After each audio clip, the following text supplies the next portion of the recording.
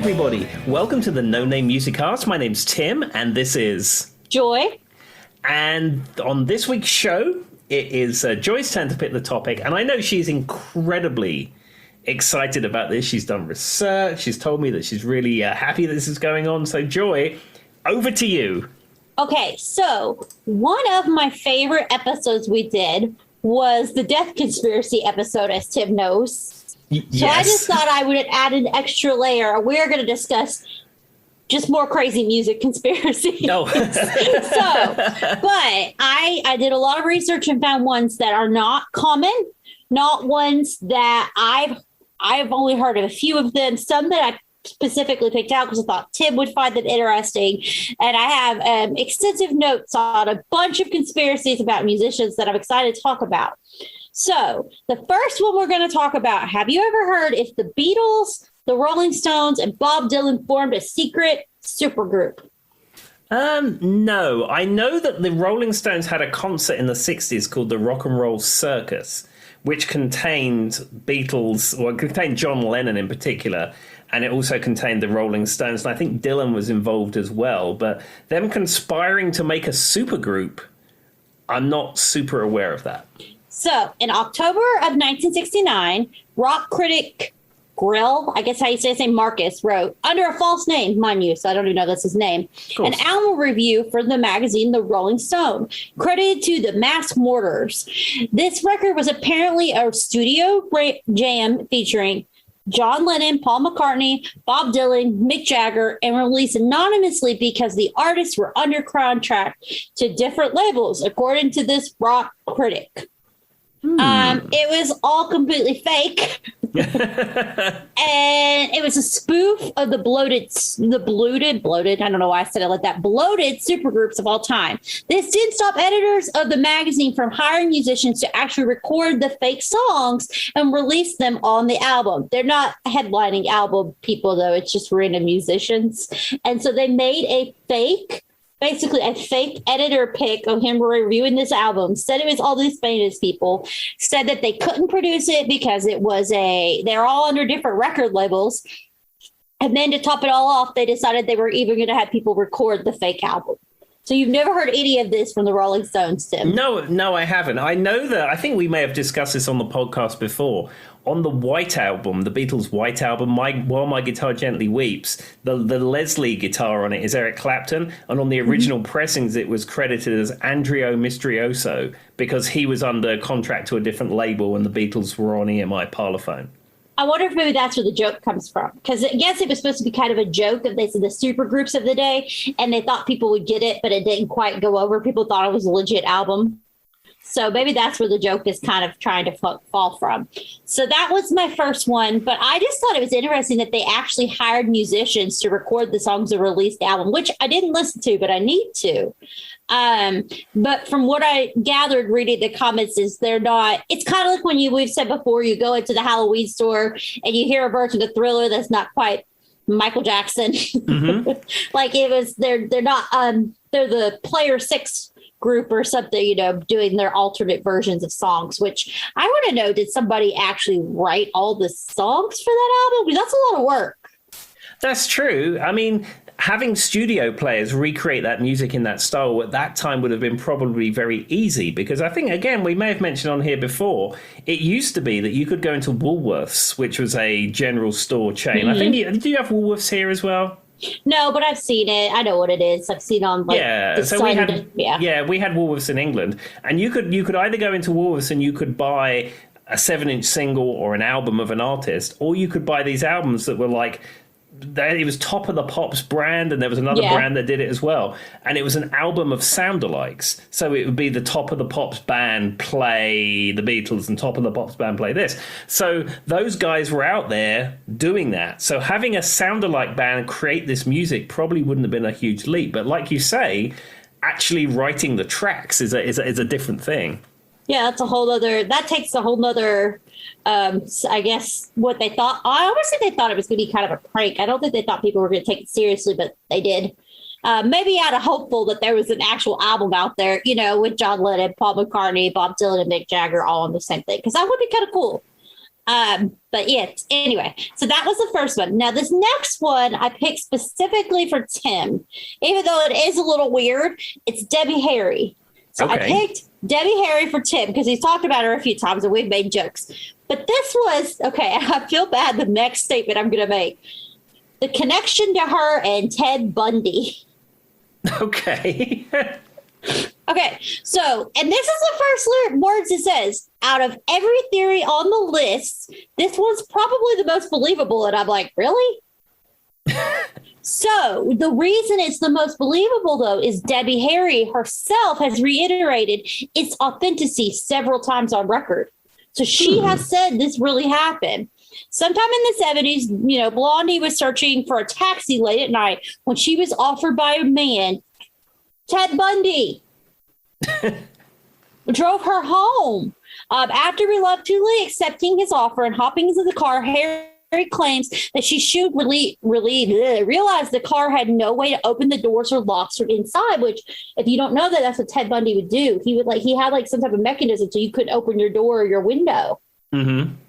Assuming the words, Harry made a desperate attempt to flee the victim by forcing the door handle open somehow. I don't know how. It's just by the exterior, but I don't know how she would have got her hands out. I don't know how that works. The exterior door handle, somehow she got hold of it. Bundy, who witnessed her struggling, made a sharp turn in his car, which supposedly flung the door open, and Harry spilled out on the street unharmed and lived to tell the story. Harry would later join the dots together after reading about Bundy the day of his execution and has pled that this actually happened to her. Given that Bundy's dead and there's really no reason for her to fake it, I don't know why she would lie about it. No, I mean, why would she make that story up? It's not like a cool story. Like, yeah, well, I was in a jam session with John Lennon. It's not that sort of cool story. Why would you? There's no reason why you would make that up. So, okay, well, let's think about this. What time frame? Well, if he was executed in 89, was Ted Bundy was 60s to 70s, right? I think so. What time frame was Blondie's height of her career? Because I feel like I've always associated her with the 70s. Yeah, it was 70s, but 80s and also 90s. I mean, Blondie had a renaissance in the late 90s, early 2000s, but I think they were more a kind of a punk band at the beginning of their incarnation. They was all in that Studio 54 scene in New York City. That's what I've always thought too. And then they ended up with sort of more kind of reggae-y, punky type stuff. And then as you got into the late 70s, early 80s, they became more of a pop act. Yeah, and Blondie's a very talented singer, by the way. I'm just going to say it. Her voice is very hard for someone to, I guess, mimic as a fellow singer. Her pitch is so, she's got such a nice, flowy head voice. She has her music's very hard to replicate, singing wise. Blondie's a very talented singer, but I guess I should say Debbie Harry. But what I was getting at though is, so if she's saying sometime in the 70s, I wonder if it was pre her being famous or post, because you would think Ted Bundy might not necessarily pick up somebody that's a famous person because it might draw attention. I don't know, but maybe she has or had an assumed name for hotels and for taxis and things like that. Yeah. Because I think we've covered it before. Paul McCartney's name that he would give in hotels was Paul Ramone, which is where the Ramones get their name from. So I don't know if her name, it would be just like Deb. I mean, I don't even know if Harry is even her real name. Yeah, I don't either. And so that was just interesting to me because I was trying to think, but then again, and this is not, she has that, iconic blonde hair, and she was kind of, she had the look for the girls he liked, that kind of, beachy kind of look. And that was in the 70s and stuff. But I don't know. I just thought that was super interesting. And I picked that for you, Tim, because we've talked about Debbie Harry a few times on the podcast. Yeah, I again, this is thus far, you are stumping me with this stuff. I thought my rock and roll trivia game was strong. my true crime game is stronger. Just kidding. Now, Tim's very extensive with his rocker, but this was just interesting because I was like, we talked a little bit about this. And of course, while I was bringing this up, Paul McCartney's, rebirth and how he died and is not actually alive came up about 1,000 times. But we talked about that one, so I skipped it. And Avril Lavigne, apparently, she died and came back to life. Those were the two big ones that I've seen consistently that I skipped because we've kind of hit on them before. I wish we could get them on the show so they could tell us that they're actually themselves. Well, I mean, if Paul McCartney is free, I mean, I know that he's not. I don't think he's touring at the moment. So if he wants to spend an hour with us on a Wednesday night, I mean, Paul, if you're out there listening, I mean, you're more than welcome. Come and talk about your McCartney 3 reimagined album or something. I don't know, anything you like, Wings, whatever you want. Yes, exactly. We would literally just sit here and let you talk the entire time, and me and Ted would just smile and nod. Nobody would have to hear our voices at all. Okay, that might be the one we put the actual video of us talking up. All right, so this one's just kind of random, and I thought the headline for it was funny. It's called "Dark Side of the Rainbow." So Pink Floyd, obviously, is where we're going with this, but apparently there is it called it stoner, specifically folklore. I can't say that word. Tim, say it better. Folklore. That word. Okay, I literally can't pronounce that word. But anyway, I thought it was stoner. I didn't know that they had their own lore. But they do. It is said that Dark Side of the Moon, there's a myth that the 1973 album syncs up perfectly with the 1939 cinematic classic The Wizard of Oz. So supposedly, if you play Dark Side of the Moon at the same time as The Wizard of Oz, all the music matches what's happening on screen perfectly. Of course, in theory, it has been debunked, and even Pink Floyd, with engineer Alan Parsons, claimed the band didn't even have a video projector during the time they made that album, so they would not have been projecting a movie for anyone to see. Well, so I have an edit of this on my computer in my archive, and apparently the way that you make it sync up, it's the third roar of the MGM Lion, and then you start Dark Side of the Moon. And Dark Side of the Moon runs for 38, 40 minutes, 45 minutes, something like that. And The Wizard of Oz is almost a 2-hour film. However, for those 45 minutes, I've watched this. And Tim's done it. And it does sort of sync up. Like, Great Gig in the Sky when she's singing a la, and like the house is spinning in the tornado, wherever it is. And then when it lands... Yeah, and goes into colour, the song finishes. There's another bit where the Tin Man is moving his head left to right like this. Like, I don't know what the part of the scene was. And I forget which song it is, but there's one song where Dave Gilmour's guitar goes, bow, beep, bow, beep, bow, and it's panned left, right, and it matches up. So, what's interesting to me? Not that does it, that works in some way. Because, I mean, the chance, like, first of all, The Wizard of Oz is kind of a grandiose, kind of like large, larger than life kind of movie. That album's really all over the place, psychedelic. So I see how it kind of, you know what I mean? It could naturally, if you try. Who was the person, though? Who was the first person who was watching The Wizard of Oz and said, you know what I think? Okay, when that lion roars the third time, I'm going to press play on this album and let's see what happens. Like, how did the first person know to put those two together? That's my question. I would imagine someone who was relaxing with some chemical enhancement, and it happened to be on the TV, and they were playing Dark Side of the Moon, and it was too relaxed to turn the TV off, and notice that it married up. That would be my theory, at least. Yeah, because all I'm saying is I've never been watching a movie and thought, let me put my Dolly Parton album on and see if it matches completely to this movie. It's just not something that I've done.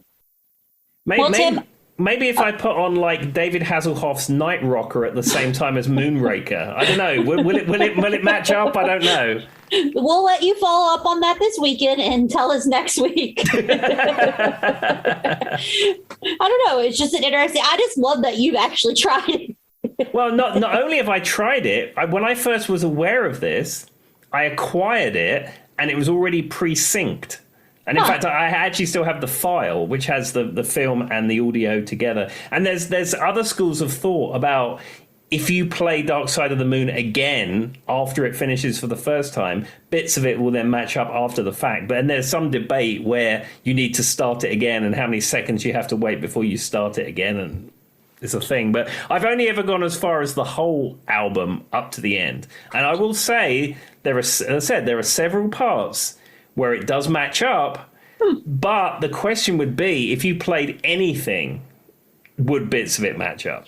Eventually, at some point, if you play enough things together, they could correlate and you'll hear what you want to hear. Just like we'll see a face in the background or something if we want to see a face in the background. That's why you see ghosts, on paranormal videos and things like that.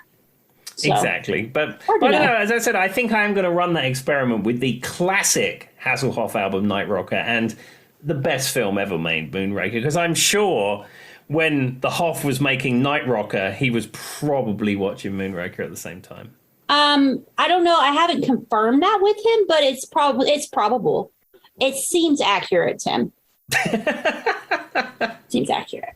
All right. Well, I was not expecting Tim to have actually done that one. Of course, we did. We kind of didn't talk about it. It's not, I guess, The Wizard of Oz is a musical, so we could talk about it on a music podcast. You know the theory of the munchkin who hangs himself on the tree, right? Yes, I've heard of that one. Apparently it's not true, but supposedly, and I've never tested it, but on older versions of The Wizard of Oz, you can see it, and then they cut it in some of the newer versions of The Wizard of Oz. I haven't done a whole lot of research on that, but that's what they say. But from what I've gathered, if you look it up, it sounds like it was just like the way it flashes where the munchkin's at in the tree. It just kind of looked weird. So, I don't know, though. I do know another interesting film fact, even though I don't really like films, but Willy Wonka and the Chocolate Factory, or Charlie and the Chocolate Factory, the original one. Yeah. So when they go into the chocolate factory, when you first see all the kids and they open the doors and they see the set, they see the Chocolate Factory set, apparently they didn't let any of those kids see that set being built or see it before that take, because they wanted all of those kids to see this amazing set. Yeah. And have the wonder. Oh, smart. The other thing is, in that set, there's a river made of chocolate. Yeah. And apparently they didn't use any other chemicals. They actually used chocolate powder to make it chocolatey. So, again, the first day on the set, they open the doors and the set's there and this river of chocolate, and you could smell chocolate on the soundstage, and it was a beautiful thing. However, day 14, when that stuff was like going off, apparently it was the most rancid smell you've ever smelled in your life. I could imagine. I was starting to wonder about, I was like, how long did they keep actual chocolate on set? 'Cause that could be a rough time. Yeah, I don't know how long the shoot was for that particular part on that soundstage, but it was. I know it was weeks, and like, none of them even wanted to go anywhere near that set towards the end because it stunk so bad. Well, Lady Gaga said that was the problem with her meat dress, too, at the Grammys. It started to smell pretty bad as the night went on. Thing is, wouldn't you have that meat cured in salt or something? I guess not, because she said it was terrible. Like, as the night went on, it was her worst decision she's ever made. It felt terrible. She felt bad for everybody sitting near her. Well, and the other question, so maybe you can answer this one about this meat dress. I mean, my understanding is of Lady Gaga. I don't know much about her, if I'm being honest. But my understanding is she's very sort of pro-LGBT. She's very pro, I would assume, animal rights and pro all the things that folks like that are into. I'm assuming. Yeah. So why did she have a dress made of meat? She would be the kind, I don't know this for a fact, but she strikes me as the kind of person who would maybe be involved with PETA or similar. So it was a protest. The meat dress was supposed to be a protest against Don't Ask, Don't Tell in the military. It was not supposed to be just, no, I don't know if she's vegetarian. I don't know if she's vegan. I don't know. I feel like she probably is, because she is into some animal rights and things like that. But from what I understand it was supposed to be, I've heard two different things, that it was, I'm more than the flesh or something like that. And so like, I'm more than just a piece of meat. And it was supposed to be a protest for Don't Ask, Don't Tell in the military. That's what she explained. I mean, if I was making that protest myself, wouldn't you have some kind of military uniform and do it in rainbow stripes? I mean, I don't know. That's the first thing that came off the top. My brain doesn't go to making a meat dress. That's the way I would approach that situation. But I don't know. so here's the thing: she is vegan. I did Google that. She is vegan, so that's kind of ironic. But yeah, I don't know. It's weird to me. She says the idea was I am more than just a piece of flesh, which is where the meat comes from. So in her mind, that translated into a meat dress. The other thing is, she's known for her outrageous clothes, and maybe if she just wore a rainbow suit, it might not satisfy that other side of being the grandiose, larger than life fashion person she is. So of course she had to upscale it. There's my other theory. But yeah, that's where it comes from. Well, there you go, ladies and gentlemen. There's a No Name Music Cast exclusive of something that happened 10 odd years ago. If anybody was wondering about the meat dress on Lady Gaga. The news, as it happens, breaking news here on the No Name Music Cast. Yes, we're talking about movies from the 1930s, serial killers from the 70s. Really bringing it home. But we did think about this, Tim. She may have just won a meat raffle and had to do something with the meat because, my theory is that it's a very inconvenient gift. So she just put it around herself to hold on to it for the night.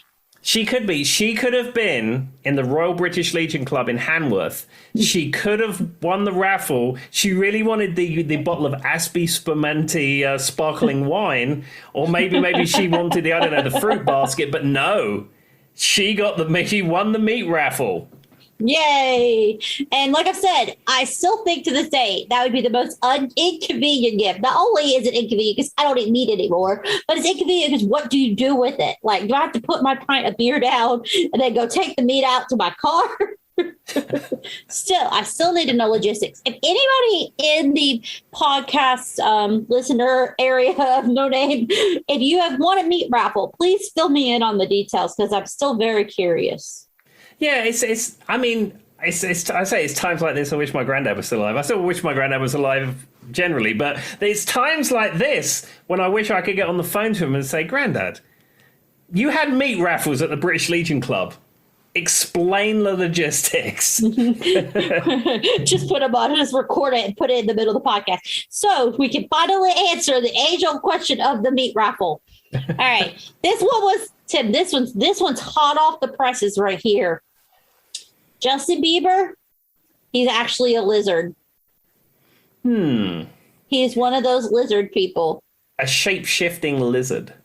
So, are you aware of who David Ike is? No.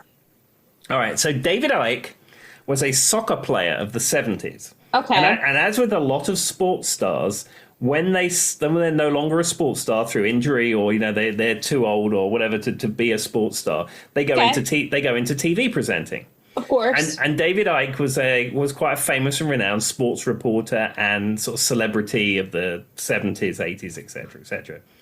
Anyway, he had, I think in hindsight, he had some kind of mental breakdown or some kind of mental illness or needed some help, something like that. Okay. So he was known by a lot of people who he was. And he went on the television show Wogan. And Wogan was a program like the David Letterman show that was on at 6 or 7 o'clock. And it was the same format as David Letterman, chat show, bits, the whole thing like that. And he famously went on Wogan dressed in a purple shell suit, claiming to be the son of God.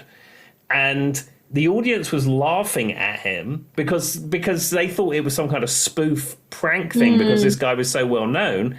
And Wogan had to stop him talking and say, no, David, they're not laughing with you, they're laughing at you.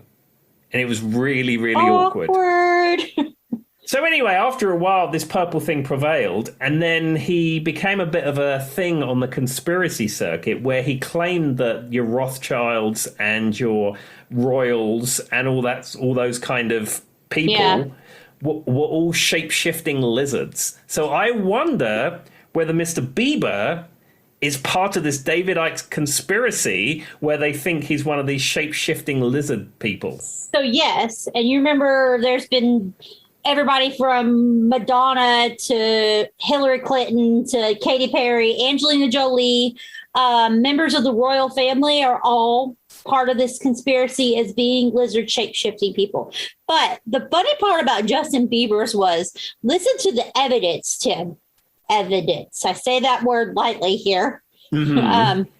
So, we've all heard about we know the Illuminati thing too. So that was a product, of course. But Justin Bieber blinked oddly once on a YouTube video in a way that only a lizard can, according to commenters. And that is why he is a lizard. Maybe Justin Bieber had something in his eye. I don't know. Well, I told you I get allergies in my eyes, and my eyes are puffy and red sometimes. You never know. I get the allergic conjunctivitis thing they tell me about. Maybe he had that going on. But I love that he blinked oddly in a way that only a lizard can. Are there specifications on how lizards blink? I don't know. We'd have to ask David Ike. He seems to be an expert in this field. I don't know. That was the part that cracked me up. Not that I've heard of the lizard people, as you kind of alluded to. That's not at all. But that specifically is where they got the idea that Justin was part of them. I mean, the whole of that conspiracy theory is odd and wacky to me. I know. But the fact that he just blinked once in a YouTube video, and that's enough, so that Justin Bieber is a lizard. And you know where I think some of this stuff comes from? Yeah. Do you remember in the 80s a TV series, miniseries, and a longer series called V? Yes. With Diana and the visitors and all that stuff. Yep.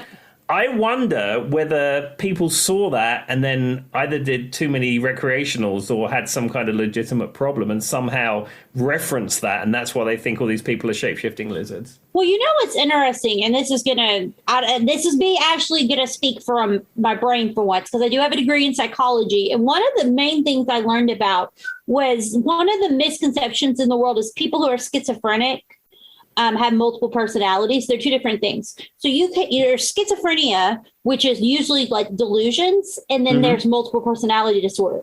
Do they tend to happen morbidly? Yes, they do a lot. But schizophrenics don't just have multiple personalities. They're two different things. And the reason I'm going to say that, do you know what one of the most common actual symptom of schizophrenia is? It's this, it's a delusion of the government being out to get you. Mm-hmm. And so, these people if you really did think about it, if you had somebody who was, suffering from those types of delusions and they wanted to think the government was sending lizard people out to get you, it probably could easily be associated, especially if they're watching a TV show like that. That kind of, alludes into that. Somebody who's easily impressionable, and kind of like you said with the guy we were talking about earlier, it was kind of sad because he was obviously struggling with a mental break there. Mm-hmm.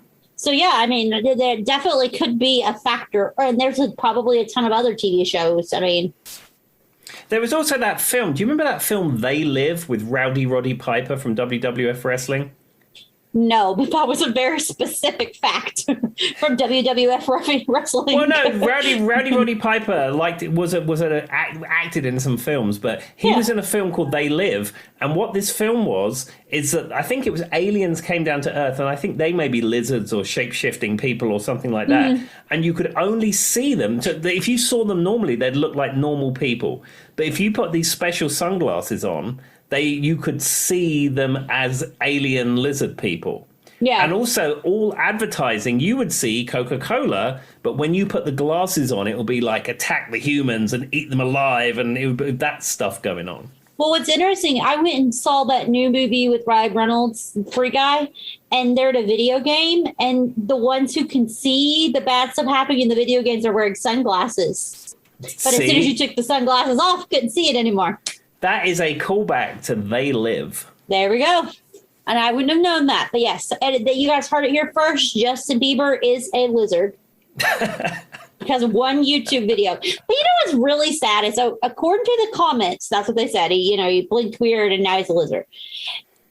Enough people had to comment that became actual news so that 5 years later I could Google it and it would still be out there. Think about that for a second. That's kind of crazy. All right. Sorry, JB. I mean, it's not like I really know anything about your music anyway, but I now know you're a lizard. Okay. So we were talking about the whole, since we're talking about aliens, I'm just going to go to one of the specifics about aliens. So Tom DeLonge from Blink-182, he believes in aliens, and he believes that the government is tapping his phone. And he went on an interview and gave a whole statement about aliens and the government tapping his phone. That sounds like a mental break too. He's talked about alien government cover-ups, Area 51, and his phone being tapped. So I'll just get into it a little bit.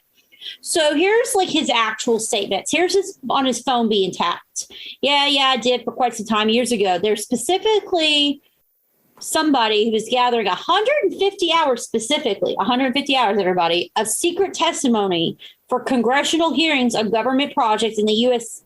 Secret Space Program. People from NASA, Rome, the Vatican, you name it, they're all on it. They took 36 hours that summarized the best parts of all the footage. I had it hidden in my house for a period of time. During that time, I was flying this person out along with somebody who doesn't have the best sentence structure there. That was Wern von Braun. I'm not even going to try to say that person. Somebody who's a Nazi scientist, right-hand assistant. So this guy was a Nazi scientist who was brought over to build Apollo rockets that got us to the moon.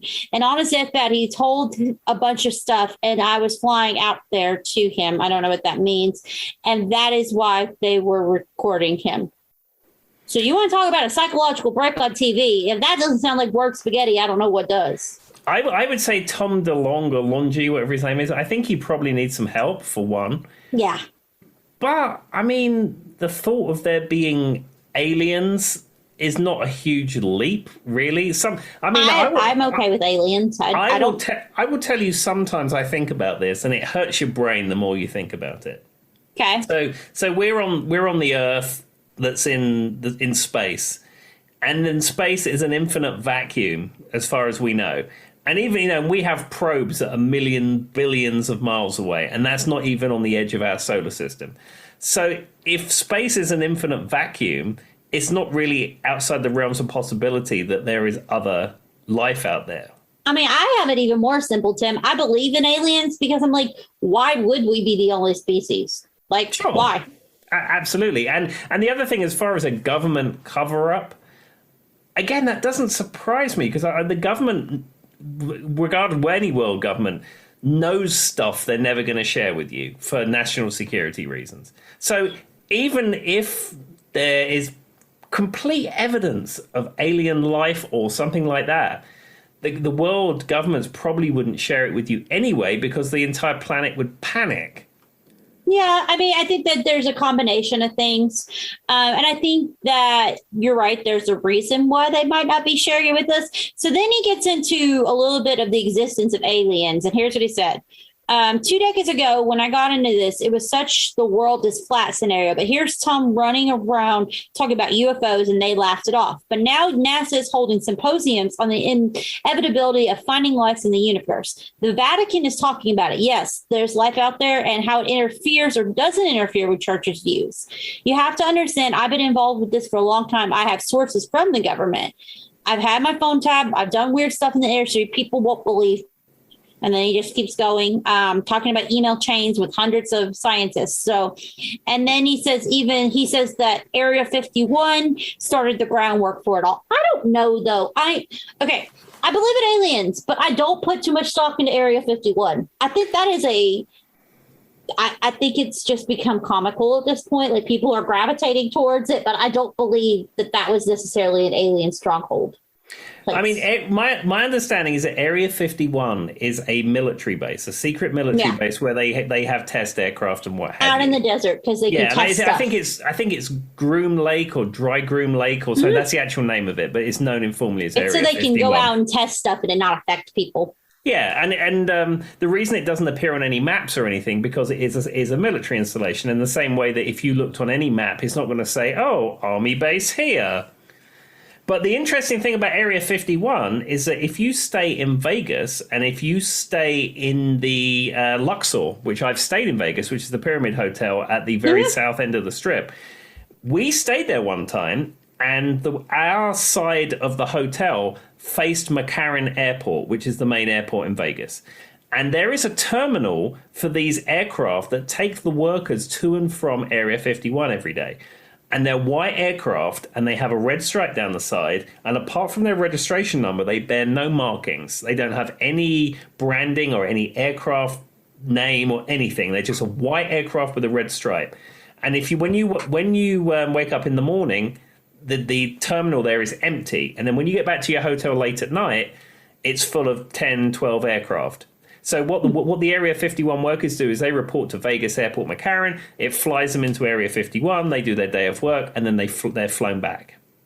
Interesting. Well, and that kind of aircraft might look suspicious if you didn't know what you were looking at. Yeah, and I think it's informally known by conspiracy theorists as Janie Airways, but that's not his real name. But if you look up on the internet about this Area 51 aircraft, I've actually got a photograph of the Area 51 aircraft. It's not terribly good. In fact, I'll post it on the Instagram so you can so you can see it. But again, I think it's just a military installation where stuff goes on that the general public doesn't need to know about. And it, for some reason, like I said, and if you've ever been near anywhere in Nevada that's near Area 51, like all the stores and stuff play on it. It's like a tourist trap at this point. So I don't know. Absolutely. And, there's stories about people who you get within so many miles of Area 51 and these people in Hummers come out and hassle you and stuff. But I mean, that would be the same if you went up to any military base and you're near the perimeter of it. I'm sure people are going to hassle you. And in the same way, if you go to the White House and you get up near the fence, there's people with guns because that's what government stuff is. Well, I mean, I grew up in a military family. We talked about this. I've been on plenty of military bases, and no matter who you are or what you got going on, when you drive up, the first thing you're going to be greeted with is the guard shack that's got two guys with two very large guns greeting you to figure out what you want. Like every military base in the world, it's the same deal. Now, they might not specifically have a guard shack because, they're doing explosives in Area 51, but yeah, that's pretty commonplace. It's one of those things I think people see what they want to see. And what's probably funny about it all is if we actually found out what they're doing in there, it'd probably be a whole lot more scary than aliens. Exactly. I remember there was a quote from Bill Clinton after he'd been president, and they said, Bill Clinton, the average person on the street, how much do they know in percentage-wise about what's going on in the world? And he thought about it for a while, and he said, 1%. And they said, okay, Bill Clinton, as president of the United States, how much did you know? And he said, 2%. That's a great quote, actually. Yeah. All right, we're going to change it up, and we're going to get away from aliens and all that stuff. This podcast is taken to a conspiracy. So if me and Tim go missing next week, it's because of this podcast. Right here, guys. You heard it first. They found us. They tapped the lines. All right. So did Radiohead release a song called Putting Ketchup in the Fridge? It wouldn't surprise me. So the answer is no. Oh. In December 2011, many websites reported that a strangely titled track was a Radiohead demo from the early 1990s, and that the singer was definitely undeniably Tom York. Pretty soon after, it was revealed that the song was actually a Canadian musician called Christopher Stoppa. I don't know him.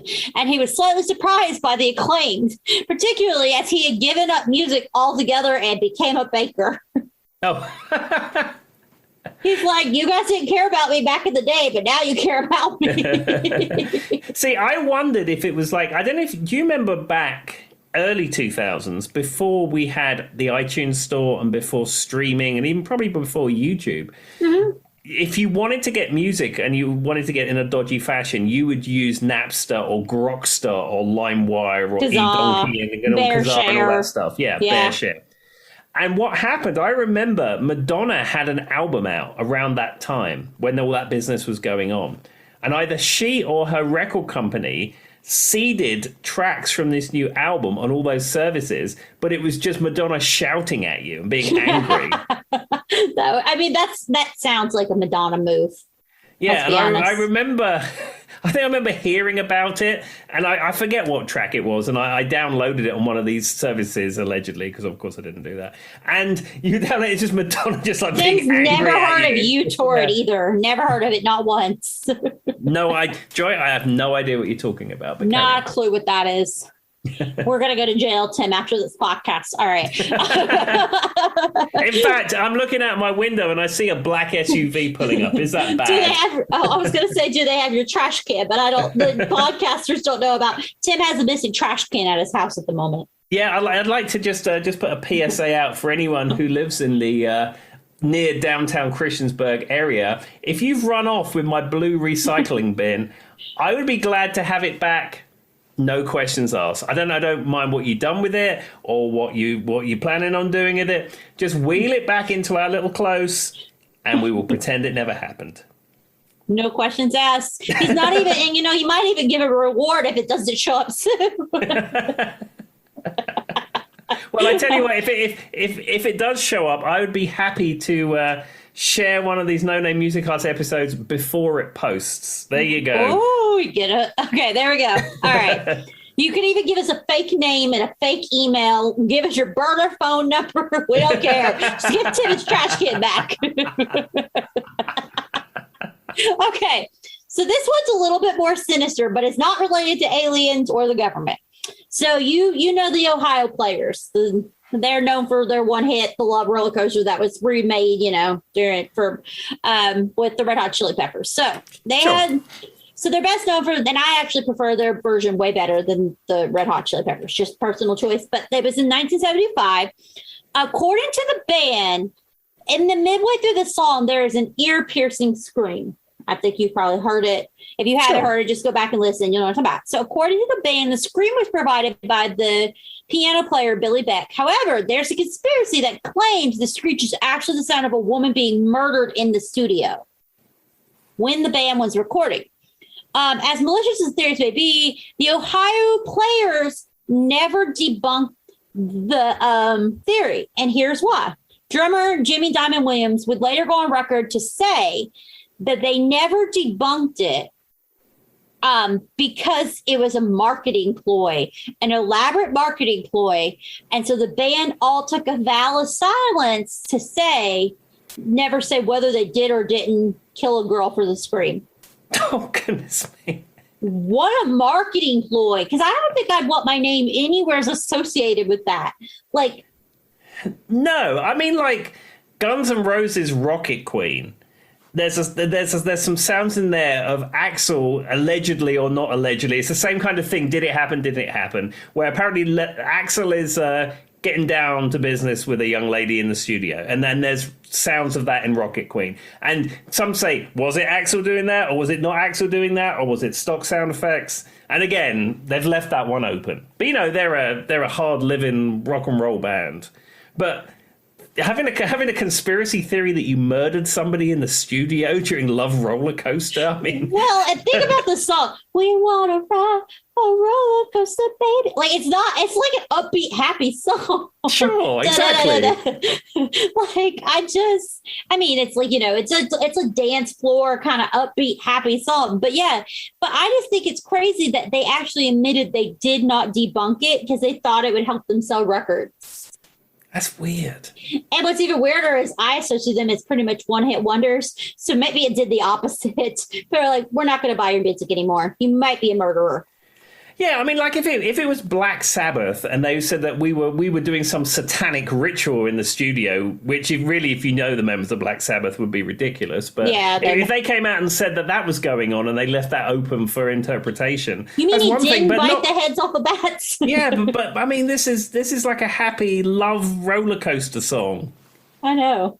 I read that one. I was like, I don't know. That just seems like a really bad marketing ploy. And whoever was their PR person, stay away from them because it's a bad idea. I'm just saying, doesn't that sound like a terrible marketing ploy? All right. So, we're going to talk about the CIA, Tim. Here we go again. Okay. Well, as I said, that black SUV is still outside my window and it's not going anywhere. So Let's tread carefully on this one, Joy. Did a wireless network pop up on your phone that says CIA workstation? Have you ever like connected to someone's Wi-Fi in their house and like a neighbor has CIA We did once. We named there? ours that. Oh. That was the joke. When I lived in Utah, that was the name of my Wi-Fi. It was like CIA van number 1 or something. I was in an airport once, and somebody had a hotspot on their phone, or a standalone hotspot, and it was called "Do Not Connect. I Will Hack You," and it was open. I would have probably tried it. See what happens. Tim wasn't brave enough. All right, No. so you may have heard this one. Have you ever heard about Bob Marley and the CIA? It does ring a bell. Okay, so it's been debunked. So, Bob Marley died in like 81 of brain cancer. Yes. So he had melanoma. They found it on his toe. I remember there was like a huge big thing, when he died, people were very upset because it's Bob Marley. So according to a since debunked news story from 2018, Marley's cause of cancer seemed from an elaborate assassination plot instigated by the CIA, who supposedly pricked Marley with an infected nail, which would ultimately lead to his demise for his support of Democratic Socialist leader Michael Manley. I think I've heard something to this effect before. But but Bob Marley was just about peace and love and stuff. Well, remember in 1976, somebody did try to assassinate him once before. That's probably why it's familiar to you. So Marley was the target of a failed assassination by attempted gunmen due to his political leanings. 2 of the gunmen claimed they were contracted. There were 7 gunmen, and this is actual real thing that happened. Thankfully, it didn't, they didn't kill him. But two of the gunmen were supposedly contracted by the CIA to pull off the hit in exchange for guns and drugs. That's what 2 of the gunmen said. Now, am I going to trust the guys who are trying to kill people? Probably not. They're going to say whatever they want to say. But that's why it sounds so familiar, because he actually almost was assassinated in the 70s. And do you know what? I can rock and roll connect that to me, believe it or not. Tim was one of the gunmen? No, don't take that seriously, guys. So, I used to go to the jam session in the Red Line in Twickenham, and it was like an open mic style thing, much like the Freak Jam is now at Mr. Bumble's. And there was a guy that used to come down there, and he was a bit of a quirky character. And he came down with a Gibson 335 guitar, which is similar to the guitar that Chuck Berry would play with F-holes, a big Gibson-type guitar. Okay. And it was funny because this guitar was called, I forget what his wife's name was. I think his wife's name was Christine or something. And he'd replaced the truss rod cover plate. Instead of just being blank or saying Gibson or whatever, it said Christine 2, which was weird. But anyway, it's beside the point. But he had this Gibson guitar, and it had a neck break. Now, Gibson guitars are particularly fragile around where the tuning pegs are on the neck. And if a Gibson guitar falls over and it hits the neck quite right, the headstock will snap right off. And having a Gibson with a neck repair is pretty common. Lots of people who have gig Gibson guitars, having a neck break on them and having them subsequently repaired is pretty common. Okay. So he claimed that this Gibson 335 used to belong to Peter Tosh, who was in the Wailers. Okay. And he said during that failed assassination attempt, Bob Marley collapsed into stuff, knocked this 335 over, where it broke the headstock off, and somehow he now had that guitar. And I have played that guitar. So I don't know if this story was bizarre fabrication, whether it was the truth, but I sort of have a rock and roll vague connection to this. Well, I didn't know where that was going. I might have accused Tim of being a gunman. Guys, he's not a gunman. But that was much better. Oh, wow. I mean, you have to wonder, because you never know. He could have just been full of it, or it really could have been the truth. I mean, it seems an elaborate story to make up. And it'd be different. Why make that up? And it'd be different. If I presented myself as a Bob Marley superfan or something, maybe you'd spin this amazing yarn. But, at the time, I knew the name Bob Marley. I didn't really know who Peter Tosh was. Yeah. And I could probably know one Bob Marley song when this happened. I mean, this was probably mid to late 90s, I suppose. I don't know. And it just, the guy was just telling this tale just offhand. Because, like, when you go to these open mic nights and you get chatting with other guitar players, it's very common that you say, oh, that's a Gibson. Oh, that's a Music Man. Oh, can I try it? Sure. And you play each other's instruments. It's a thing. So I was trying this 335 out, and then he was telling me the story of its heritage. So I was like, oh, okay. And he said, yeah, flip over, you'll see the repair. And I was like, oh, yeah, it's had a head break. Yeah, because that's when blah, blah, Marley, yada, yada. I was like, oh, okay. That's so random, though. Like, it makes me want to believe it's true, because what would it have benefited him to tell you that story otherwise? Like, it's just too random. Yeah, exactly. Like, who walks into stores going, this is the guitar from when they tried to assassinate? Like, you know what I mean? It doesn't make a whole lot of sense. So I feel that. Well, Tim, I did not know that was going to come full circle, but it did. All right. My favorite, we're going to end it with one more fact, Tim. And This is not a fact. It's not even really a conspiracy, but it has David Grohl in it, so I had to bring it up. Dave Grohl. Where? So I have a mixed opinion of Dave Grohl we're not going to get into, but for some reason something about him annoys me. That's where we're going with this. Anyway, there's a conspiracy theory that Andrew WK and Dave Grohl are the same person. I've not heard that. I've seen a meme going around that says Dave Grohl looks like the drummer from Nirvana if he shaved his beard off. I have seen that.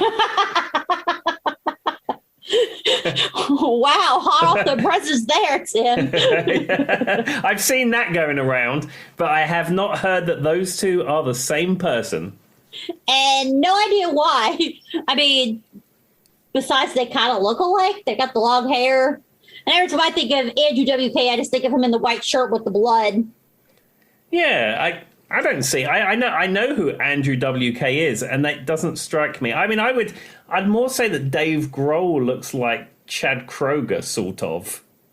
Maybe I think it's just the long hair thing. Maybe it could be. It seems a little bit of a tenuous link. Yeah, the documentation says this one doesn't hold much weight outside of maybe they look similar. But apparently it was enough that people thought they were the same person. And I'm sure if you Googled it, Dave Grohl and Andrew WK have probably been in the same room before, I would think. I would assume so. I mean, that they are both musicians who have existed in the same universe. I mean, I would imagine they've probably shared the bill at a concert or a festival or something, or been in a recording studio together, or been in some industry thing together. I don't know. Yeah. So, apparently there's I Googled it and people are saying there's more than one Andrew WK. Anyone who says otherwise is lying or never saw the pictures. And there's a bunch of before and after pictures of Andrew WK, and they're saying that he's two different people. So apparently Andrew WK, nobody knows who he is and thinks he's either Dave Grohl or two different people. And the one that they're saying is pre-2005. That's Dave Grohl. It's not Andrew WK in the meme. But that's not. Okay. Well, yeah, there's whole pages of people investigating the mystery of Andrew WK. I didn't know there was a lot of mystery around him. No, is it like, do you remember Tape Face from America's Got Talent? Yes, I do. Well, this is not a conspiracy because I've seen this, but apparently he got a Vegas show after America's Got Talent, and there are several Tape Faces, apparently. There's not just one, it's a brand. Oh, okay. Well, that would make sense considering you can only see part of his face. And he's got the eyeliner on. I see. I see. And likewise, harkening back to WWF wrestling, The Undertaker. I think there was 3 separate Undertakers during The Undertaker's reign. Oh, yeah. Well, I mean, I heard that when Lassie died, they replaced Lassie with another dog. So why not people? And also from the Bush's Beans commercial, there has been several Dukes. Well, and then I think you remember the Taco Bell Chihuahua dog. Yeah. I think that was the same one that was Bruiser in Legally Blonde. Wouldn't surprise me. I think it's the same dog. I think there's a whole organization that supplies TV and film animals.